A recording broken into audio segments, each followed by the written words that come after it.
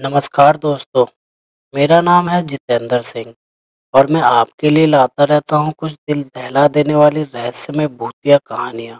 तो चलिए सुनते हैं आज की कहानी को। मेरा नाम सतीश है और मैं उत्तर प्रदेश का रहने वाला हूँ। मैं आज आपको अपनी आप बीती सुनाना चाहता हूँ। मैं हिंदुस्तान यूनिलीवर कंपनी में ऑपरेटर का काम करता हूँ। मेरा घर कंपनी से 10 किलोमीटर दूर है। मेरे पास बाइक जिससे मैं अपना घर से कंपनी और कंपनी से घर का सफर पूरा करता हूँ। एक दिन ऑफिस से घर जा रहा था तो रास्ते में मुझे कॉलेज के बाहर एक लड़की दिखाई दी जो मुझे देखकर मुस्कुरा रही थी। मैं उसे टालते हुए घर की ओर निकल पड़ा। दूसरे दिन फिर वही लड़की उसी जगह पर दिखाई दी।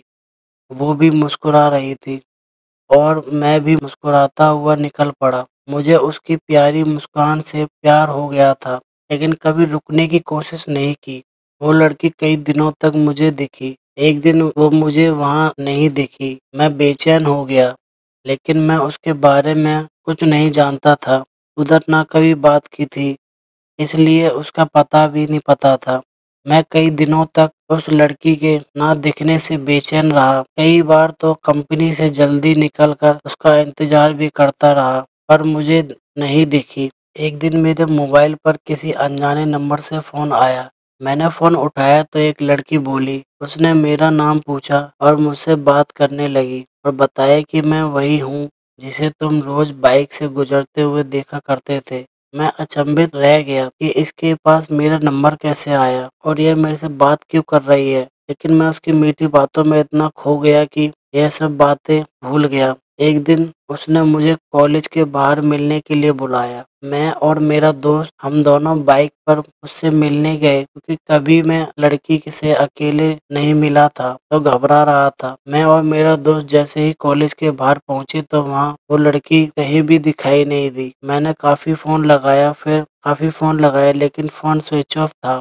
मैं घर लौट गया। घर में घुसते ही उसका फोन आया तो मैंने गुस्से में कहा कि हम वहाँ पर इंतजार कर रहे थे, आप क्यों नहीं आई? तो उसने कहा कि तुम अपने दोस्त को साथ क्यों लेकर आए थे, मुझसे अकेले में मिलने आना। मैंने कहा ठीक है। अगले दिन सुबह सुबह मैंने उसे फोन लगाया, लेकिन उसकी मम्मी ने उठा लिया। मैं एक बार तो डर गया, लेकिन कॉलेज के प्रोजेक्ट का बहाना कर उससे बात करने को उसकी मम्मी से कहा।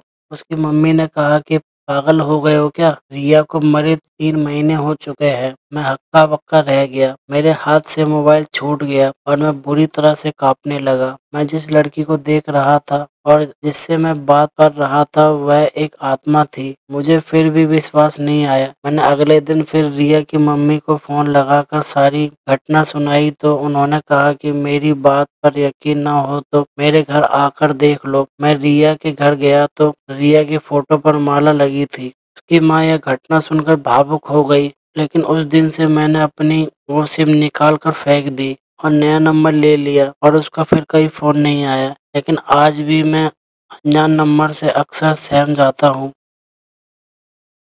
तो दोस्तों ये थी आज की कहानी। अगर आपको ये कहानी अच्छी लगी हो तो इस कहानी को लाइक करें, कमेंट करके बताएं और इस कहानी को शेयर करें अपने दोस्तों के साथ फेसबुक और व्हाट्सएप पे। और अगर आपको भूतिया कहानियाँ सुनना अच्छा लगता है तो हमारे साइबर इविल यूट्यूब चैनल को सब्सक्राइब ज़रूर करें और बेल आइकन को ऑल पर सेट करना ना भूलें, क्योंकि हम ऐसी ही रहस्यमय भूतिया कहानियाँ अपलोड करते रहते हैं। और वीडियो देखने के लिए धन्यवाद।